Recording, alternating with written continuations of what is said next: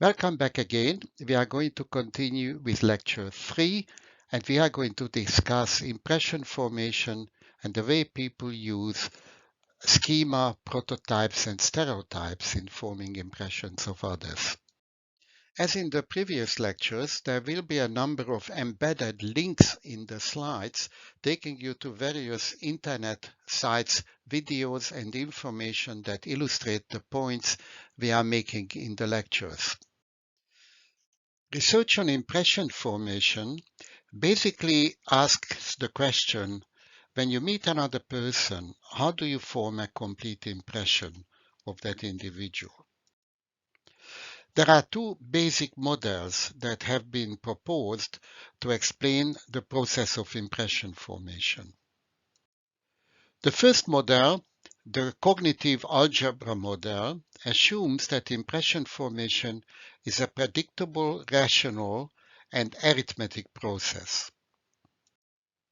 According to this view, once you see a person, a certain number of traits become obvious to you, and you put those traits together and calculate an overall impression based on the original values of the traits that you observed. The cognitive algebra model is basically making a very strong assumption that any information about a person has a permanent value and so it can be dealt with as a stable unit of information in the way impression is combined. The alternative model is a holistic model or a Gestalt model, which was suggested by Solomon Asch. According to the Gestalt model, information about other people is not put together in a predictable way, but rather the meaning of each unit of information is itself changed depending on what other information becomes available. So impression formation is a holistic process, just like normal perception, where the brain automatically calculates and recalculates the total impression based on the incoming information, such that the meaning of individual traits changes in the process. Support for the Gestalt theory of impression formation comes from a classic study by Solomon Asch, in which he showed that substituting a central trait such as warm for cold has a huge effect on the way an impression is formed, but substituting a peripheral trait like polite and blunt has very little effect. In this experiment, participants were asked to form an impression of a target person, let's call him John, who was described in terms of 7 traits or characteristics. In one condition, John was described as intelligent, skillful, industrious, warm, determined, practical, and cautious. In the other condition, 6 of the 7 traits were the same, but warm was replaced by cold. So John was now described as intelligent, skillful, industrious, cold, determined, practical, and cautious. When participants asked to form an impression of John by indicating how likely it is that John would have each of the traits shown at the bottom of this graph, you can see that substituting warm for cold had a huge effect. According to Asch, warm and cold are central traits that change the meaning of other traits that they are associated with. So a warm, intelligent person is intelligent in a very different way from a cold, intelligent person. And when you substitute a peripheral trait, polite for blunt, as you can see on the right-hand side of the figure, the effect is much less significant. The message of this study is that people put together impressions by weighing all the information they have, and the meaning of one trait has a significant effect on the meaning of other traits, on the way the total impression is calculated. Of course, the Ash experiment could be criticized on the grounds that rating words or rating traits is not quite the same as forming impressions of real people. In a follow-up study, a social psychologist, Kelly, argued that warm and cold should be central traits and might influence impressions even when people have an actual ability to interact with the target person. In that study, students in a class were told that they're going to meet a guest lecturer who was described in terms of the same kind of characteristics as in the Ash study. Half the subjects were told that the lecturer is warm, and the other half were told that the lecturer is cold. They then had a chance to listen to the lecturer and interact with him for 15 minutes, so there was in-depth personal experience. The results showed that when the lecturer was rated on 15 traits afterwards, those students who expected him to be warm rated him much more positively than those students who expected him to be cold. A behavioral measure was also collected. It turned out that those in the warm condition, 56% of them wanted to stay behind for a further discussion, but those who had the cold description, only 32% did so.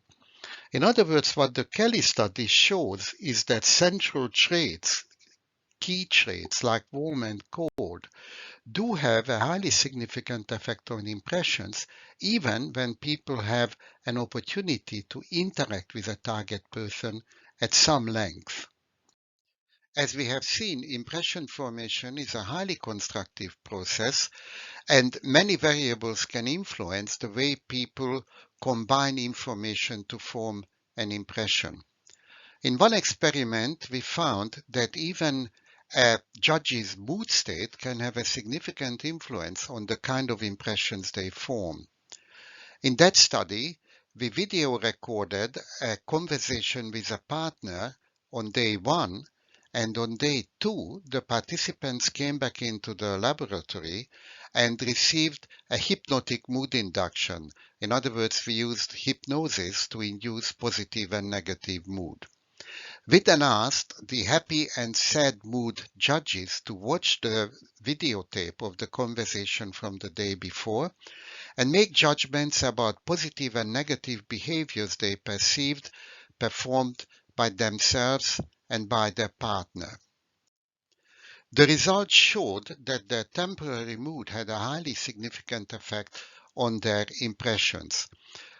Positive mood resulted in significantly more positive and fewer negative behaviors being identified both in themselves and in their partners, as the figure shows. A negative mood had the opposite effect. People in a negative mood made significantly more negative observations about themselves, and the partner was also judged less positively when in a negative mood, but not really very negatively.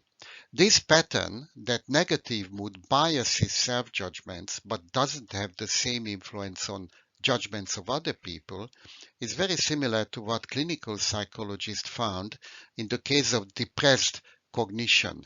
People suffering from depression tend to show the same bias, negatively evaluating themselves without necessarily generalizing this mood-induced bias to judgments of others. As we have seen, impression formation is a highly constructive process, and knowing about some qualities of a person does have an influence on assumptions or expectations about other qualities. This is generally called a halo effect. This occurs when a person has one, perhaps outstanding favorable characteristic, such as, for example, warm in the warm-cold experiment, and people then tend to assume that their other qualities are also likely to be consistent and positive. The classic experiment demonstrating halo effects was carried out by Dion, Burscheid, and Wolster, who asked judges to look at photographs of attractive or less attractive women and make judgments about them on qualities such as personality, intelligence, occupational status, and so on. Their results showed that judges who saw an attractive face automatically assumed that that woman would have more positive qualities on totally unrelated features which have really nothing whatsoever to do with physical attractiveness.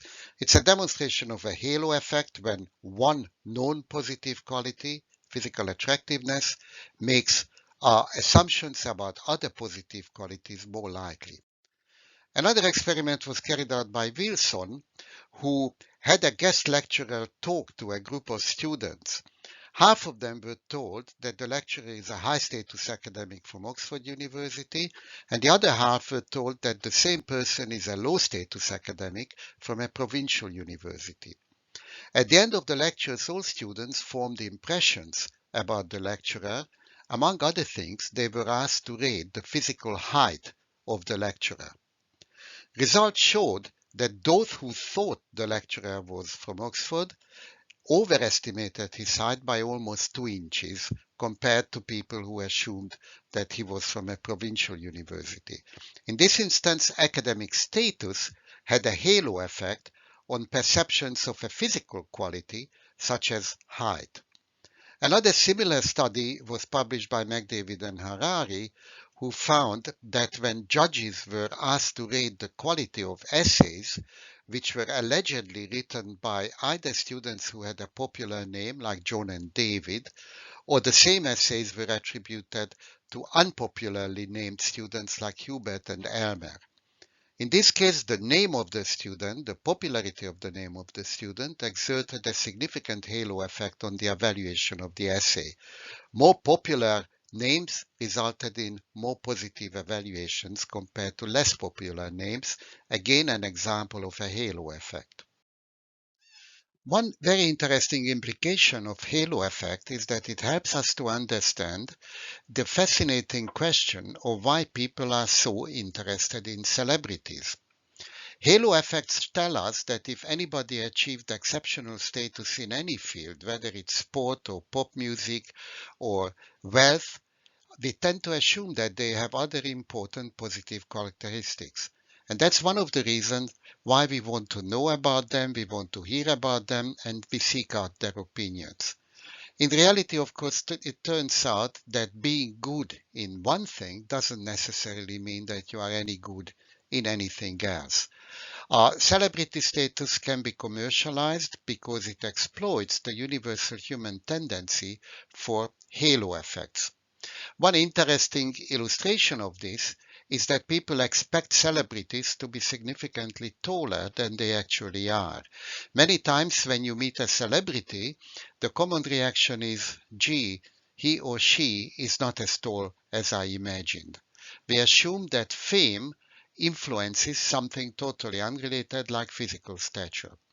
Look at the couple of videos here discussing the nature of celebrity status and celebrity culture. Halo effects tend to be greater when people think quickly, automatically, and without too much attention. When thinking becomes more focused and attentive, halo effects tend to decline. We showed this in an experiment where we looked at the effects of the photo of a writer on impressions formed about the writer's competence and the quality of a philosophical essay. You can see on the right-hand side the two pictures we attached to exactly the same philosophical essay, and then we asked judges in either a positive or a negative mood to form impressions about the writer and the essay. We do know that positive mood tends to promote a more superficial, careless thinking style, and negative mood promotes the opposite, a more careful and attentive thinking. The results showed that both the evaluation of the essay and the evaluation of the writer showed a significant halo effect in positive mood, a somewhat less noticeable halo effect in the control condition, and a complete elimination of the halo effect in negative mood.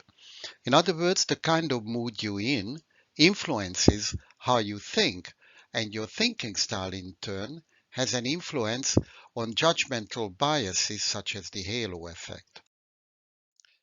Another common biasing or weighting factor in impression formation is the primacy effect. This refers to the fact that most of us in forming impression tend to be disproportionately influenced by early information and relatively neglect later information.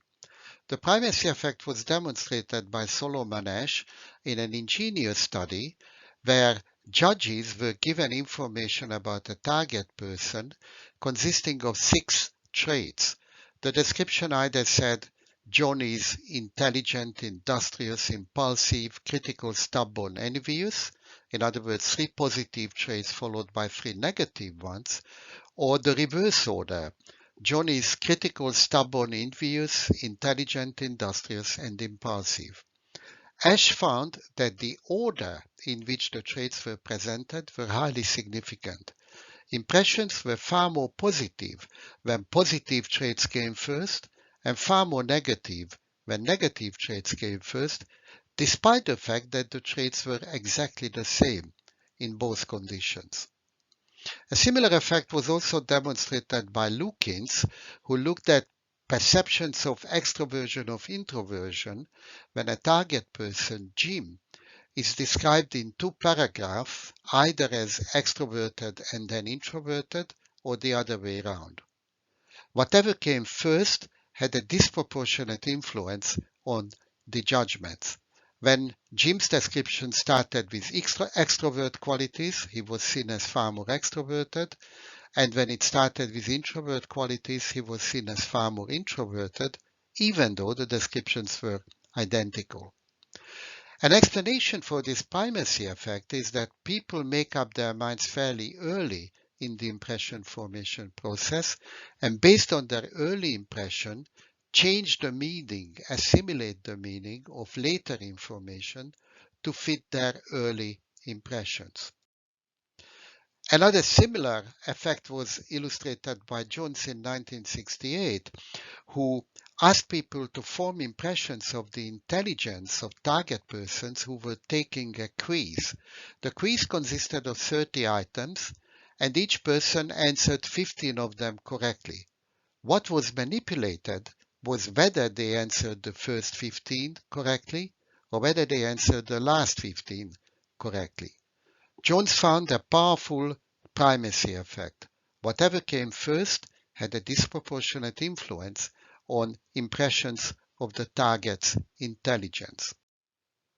So, in most situations, primacy effects dominate. But sometimes, when people are asked to think more carefully or process slowly the information, you can get the opposite effect, a recency effect. Several studies showed that when people asked to read out aloud the information, the primacy effect tends to disappear. It seems like the primacy effect is due to people's tendency to process information superficially and not pay enough attention. We found some support for this prediction when we asked people experiencing a happy or a sad mood to form impressions using the Lukins study, describing a target as either extroverted or introverted. We found that people in a happy mood were much more likely to be subject to a primacy effect than people in a negative mood. In a negative mood, people process information more carefully, more slowly, and more attentively, so the primacy effect becomes weaker or even disappears. In a positive mood, people tend to think fast, automatic, and the primacy effect seems to become much greater as a result of their positive mood.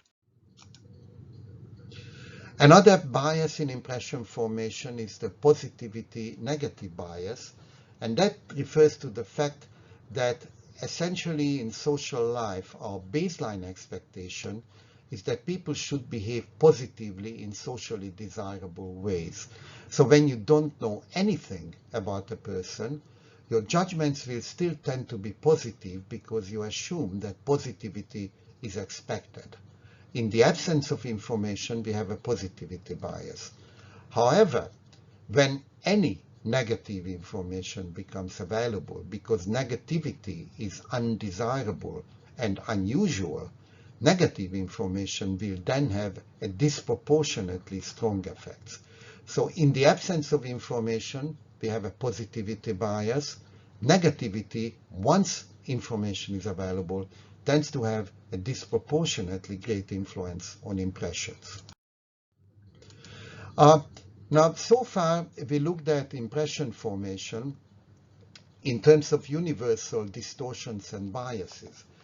But in addition to those universal distortions, each of us individually also has a particular private implicit theory of personality, a view of human nature.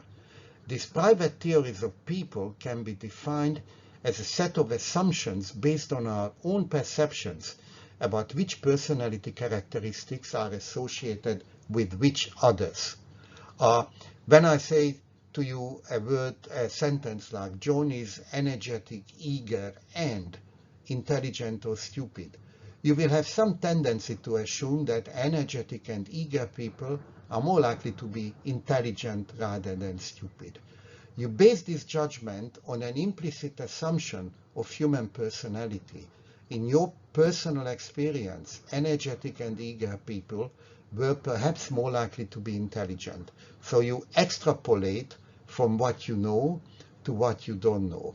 Implicit personality theories are based on personal experiences, which can be individual, unique to each one of us, but also partly culturally determined. We have common notions of what personality is like. It's interesting that implicit personality theories are revealed in the way we describe people. In an interesting study, Rosenberg and Jones in 1972 analyzed personality descriptions in a novel by Theodore Dreiser, an American writer who was long dead by then. And simply by analyzing how often particular traits co-occur are used together in describing a character by Dreiser, allowed Rosenberg and Jones to calculate statistically a model of Theodore Dreiser's theory of people, his implicit theory of personality. So, for example, if he used energetic and eager in the company of intelligent relatively often, then that would suggest that in his mind, these qualities were more likely to be associated, and this is revealed in his characterization of the people in the novel. If you look at the sentences at the bottom of the slide, you could complete them in terms of what your personal individual theory of people or personality theory is. So for example, Julie is bright, lovely, lively, and thin or fat. In your view, are thin people more likely to be bright and lively, or fat people are more likely to be bright and lively? Joe is handsome, tall, and flabby or muscular, and so on. So given any one or two traits, we have some expectation of how those traits will happen together in describing people's personality. We have seen that the tendency to simplify, categorize, and classify information appears to be a universal characteristic of human condition. Instead of looking at each individual experience as unique, we tend to group them together in terms of perceived similarities. So categorization, stereotyping, the use of typologies is essentially a universal cognitive strategy that saves cognitive effort and makes information processing easier. Forming categories is relatively easy, and many categories or stereotypes are formed in childhood.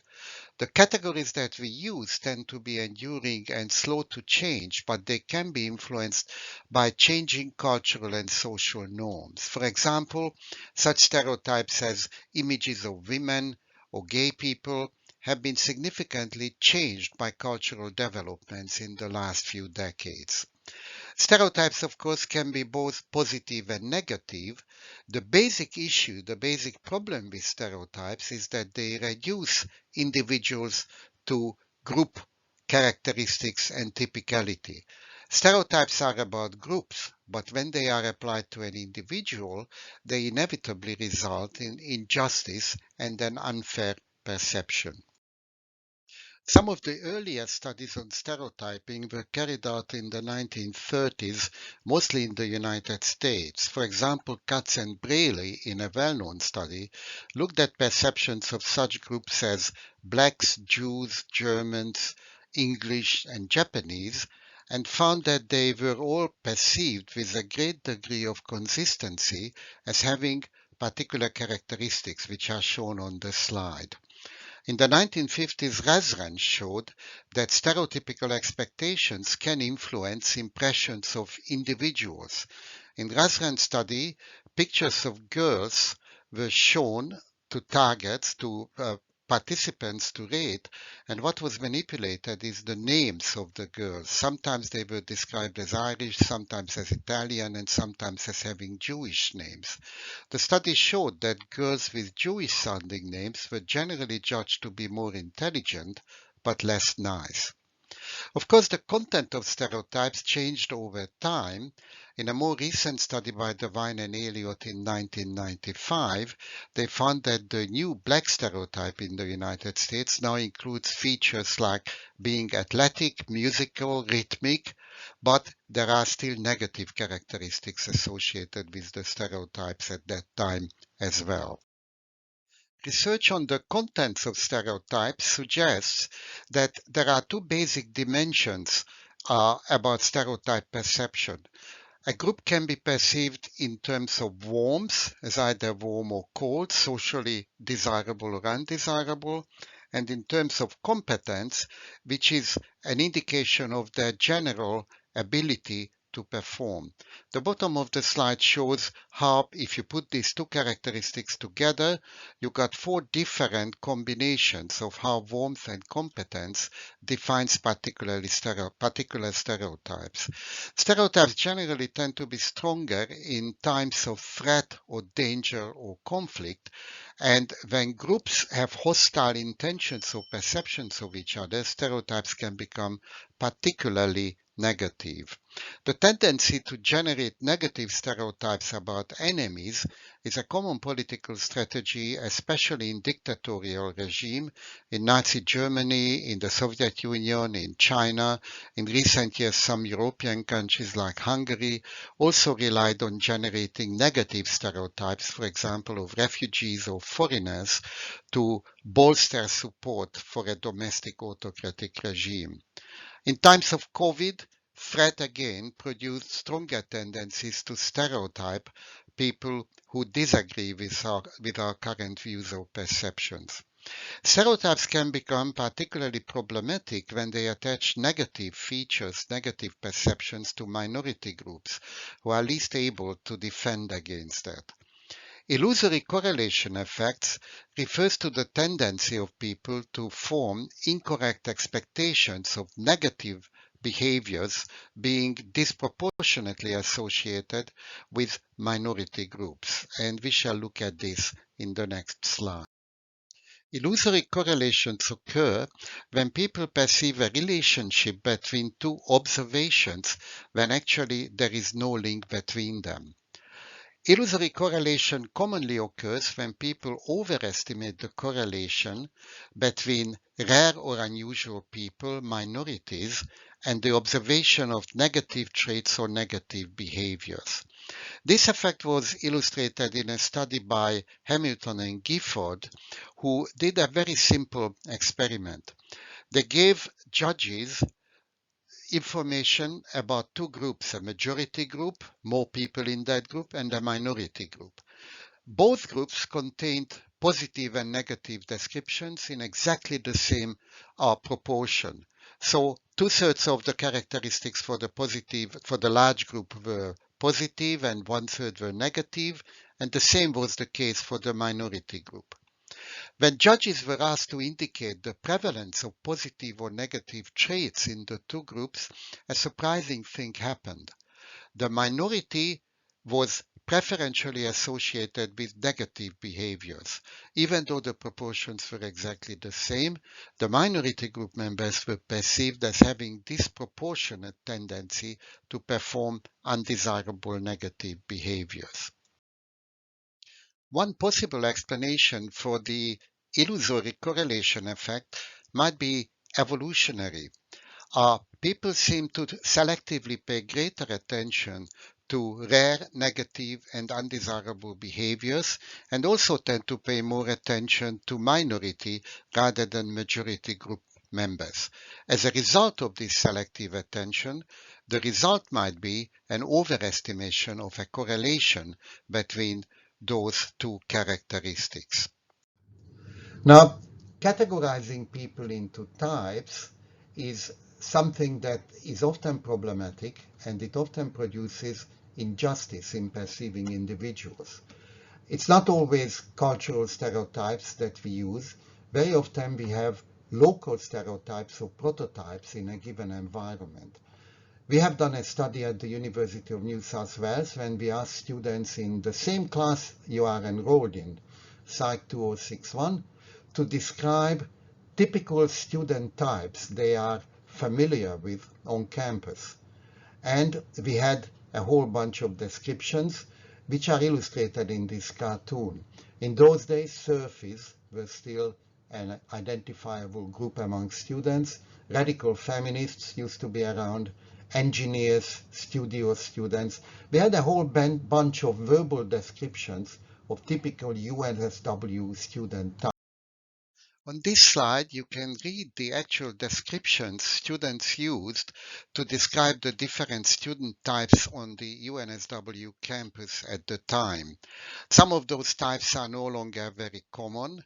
For example, surfies are rarely seen on campus, but other types are still there. If you read those descriptions, they are actually based on the most frequently mentioned characteristics as noted by the participants in our study. The question is, what is the consequence of having such prototypes in people's minds that they agree about? It turns out that such schemas influence social cognition, including the encoding, storage, and the retrieval of information, by providing frameworks for organizing and interpreting new information. It turns out that people selectively remember information about a target person that happens to be consistent with the schema. Having those prototypes also saves us considerable mental effort, again, cognitive efficiency. And schemas act as a cognitive filter during attention and encoding. If you identify a target person as belonging to a particular prototype, let's say radical feminists, you will selectively be looking out for characteristics which are consistent with that type and will tend to pass over or ignore characteristics which are different. It's also interesting that our memories tend to persist about typologies even when you have disconfirming information. So even if you find out that a particular person does not have the prototypical characteristics of a type, the tendency to continually assume that those characteristics exist is still there. That's a perseverance effect. Prototypes determine what stays with us. And finally, prototypes tend to promote a self-confirming effect, a self-fulfilling prophecy. If you expect a person to have typical characteristics, you will be looking for them, and you often find them. Just as the study at the University of New South Wales shows, in every culture and subculture, naturally, there arise stereotypes of typical people that are familiar to members of that culture. This figure illustrates some common typical stereotypes in Australia as found in a study by Durante and others in 2013. They argue that most stereotypes can be distinguished along two fundamental dimensions, competence and warmth. So if you look at the different categories in this figure, you can classify them in terms of how they are perceived as either warm, cold, or competent, incompetent. Now, stereotypes and expectations can be very important in everyday life in distorting our perception and judgments. This picture shows an image of a subway car in New York. It was used in 1947 by Gordon Allport and Leo Postman. They asked participants to look at that picture for a short period of time, and afterwards they were asked to describe what's happening. Now, a lot of people reported that there is some kind of an altercation going on between the black person and the white person, and a number of people reported that the black person was holding a razor. When you look more carefully at this complex and somewhat fuzzy picture, you see that the opposite is the case. The black person is pointing a finger, the white person is holding a razor. So what's happening here is that observers looking at a complex image will encode the information that there is an altercation, a fight, and they also notice that there is a razor, but they incorrectly attribute the razor to be in the hands of the black person rather than the white person.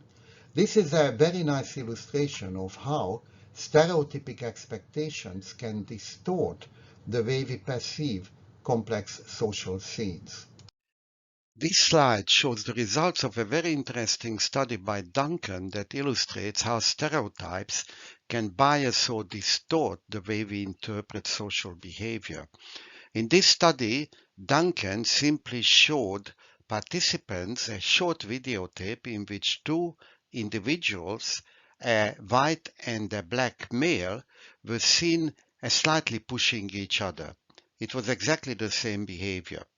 What the observers were asked to decide is what's going on in that videotape. It turned out when the black person was pushing the white person, it tended to be interpreted significantly more often as violent or aggressive, as on the left-hand side of the bottom figure. Exactly the same behavior when the white person was pushing the black person tended to be interpreted as horseplay, dramatization, and non-violent. In other words, the same behavior can get completely different meanings and interpretations depending on the underlying stereotype that the observer holds. As always, how we process information has a big influence on how much these heuristics, shortcuts, prototypes, stereotypes, biases come to influence our judgments. As this figure shows, there are basically two ways in which human beings, faced with the barrage of complex information about the social world, deal with that rich source of information. At the bottom of the figure, if you give careful consideration to all the information, that of course takes time, effort, and is more difficult to do. But if you do that, then you are more likely to produce fair treatment of other people. The alternative in the face of this information overload is to rely on shortcuts, cognitive habits like stereotypes, schemas, expectations, heuristics. When this kind of processing is adopted, which is basically the type 1 processing that Kahneman described, we tend to attend to and remember selectively facts which happen to be consistent with the stereotype and ignore or forget facts which are inconsistent with the stereotype. And the outcome of that is often prejudice and discrimination. When we attribute stereotypic traits to an individual, essentially we are performing an injustice because we are not looking at the individual as a unique person, but we rely on our pre-existing expectations to form a judgment. We have seen so far that stereotyping and categorization are almost universal characteristics of the way people think. We have also seen that stereotyping individuals or people can be hurtful, unfair, and unjust. So now we come to a very interesting question. Do stereotypes contain any truth? Is there any validity to the content of the different stereotypes that people have? Lee Jussim, You see this, his face on the right-hand side of the slide, has done a great deal of research on stereotypes, and he claims that stereotype accuracy is one of the largest and most replicable effects in all of social psychology. When you actually empirically ask people to indicate the kind of stereotypes they have about, say, Germans or the Japanese or Australians, and you measure the content of those stereotypes against actual data, it turns out that there is a great deal of truth and accuracy in the stereotypes people hold. So if stereotypes are accurate, why do they cause so much injury? And the answer to that is that stereotypes are about groups, they average perceptions of a particular group, and they become unjust and unfair when you force it on an individual. Whenever you have the opportunity to get to know an individual and form impression of a unique person, you should do your best to abandon any stereotypical expectations of the groups to which the person belongs, and do your best to form a unique, fair, and independent opinion of that individual, irrespective of the stereotypes that might come to mind. Stereotypic information is extremely common, and according to a recent test, it is subconsciously encoded in the way we represent reality.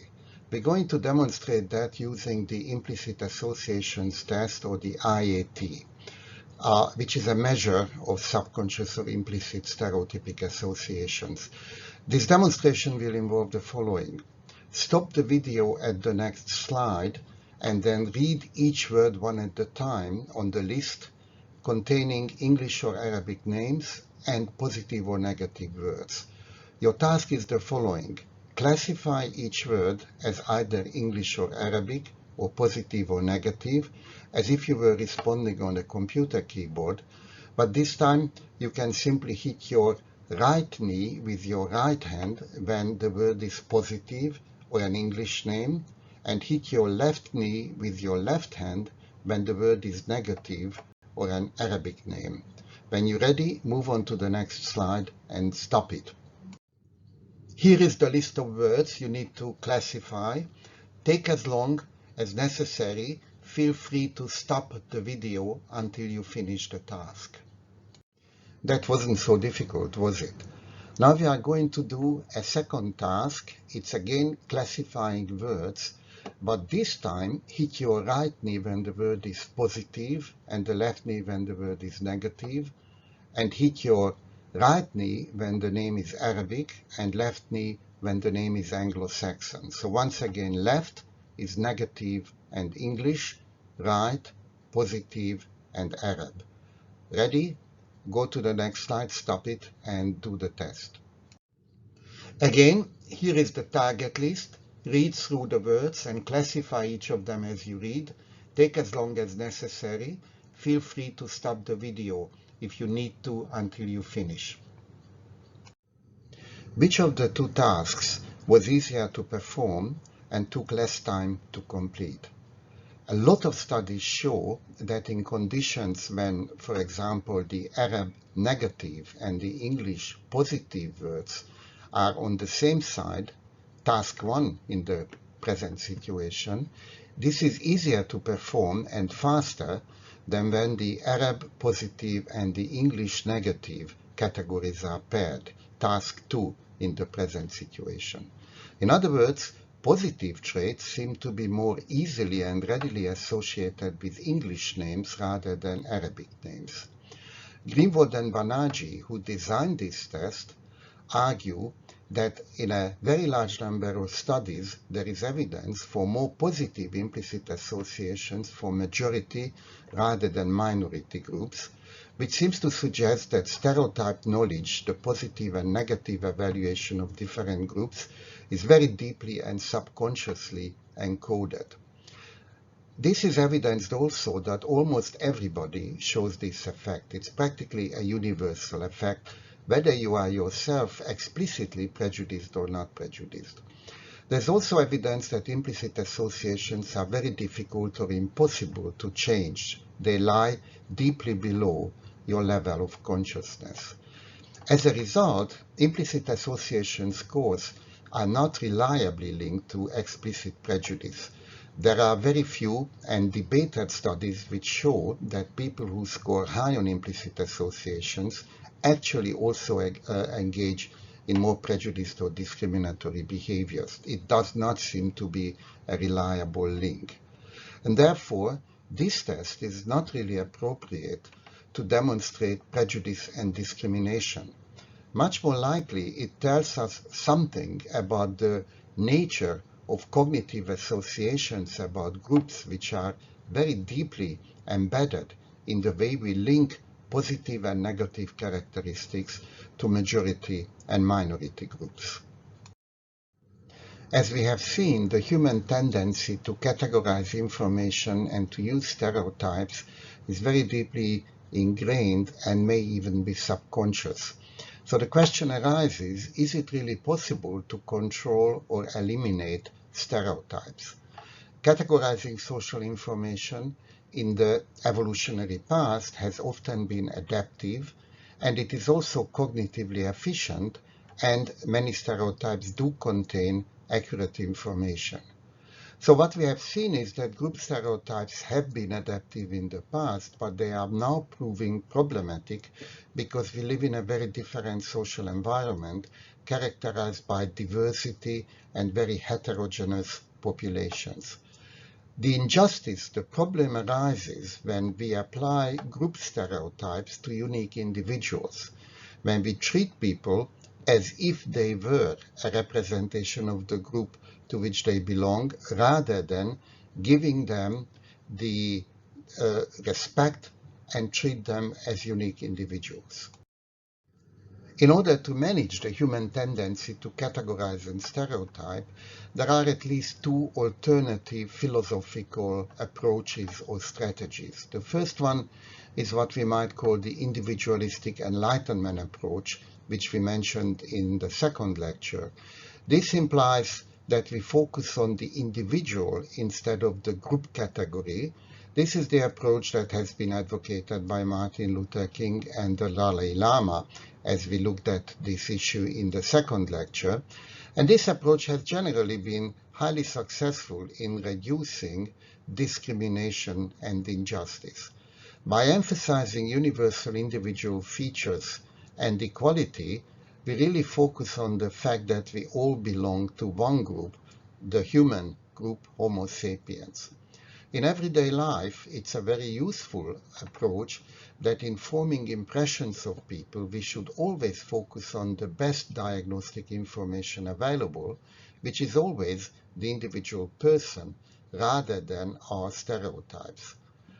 In terms of managing stereotyping, instead of trying to manipulate thinking, probably focusing on controlling and regulating problematic behavior is the best approach to pursue, and many institutions, including our university, have rules about how we should behave in a diverse, tolerant, and socially equal environment.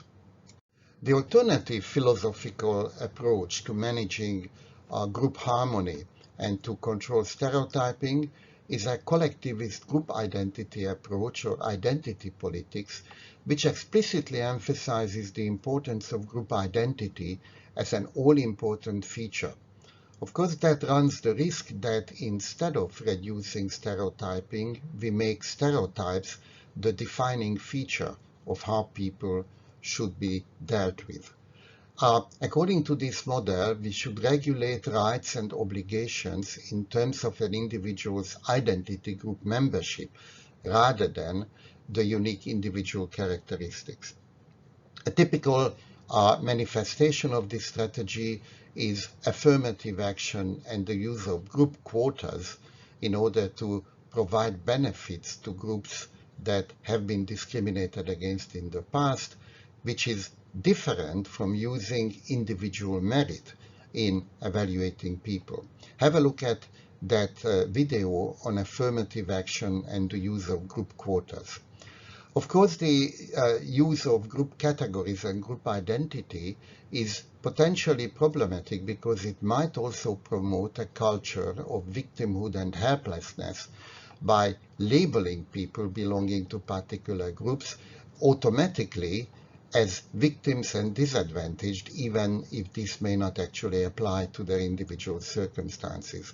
And applying this kind of ideology in institutional settings, for example, in the legal system, can sometimes result in injustices against individuals who might be treated less fairly than they deserve to be treated otherwise. In this lecture, we looked at some of the foundations of impression formation, an essential process facilitating human sociability. It turns out that when people form impressions of each other, they engage in a highly constructive and generative process, and they also tend to make use of a number of shortcuts and biases to make the process even more efficient. One of the key features of impression formation is that we rely on cognitive categories, categorization, to classify people into particular groups. The use of schemas, prototypes, and stereotypes is an essential aspect of the impression formation process, and as we have seen, it has a major influence on how people categorize and interpret the behaviors of others.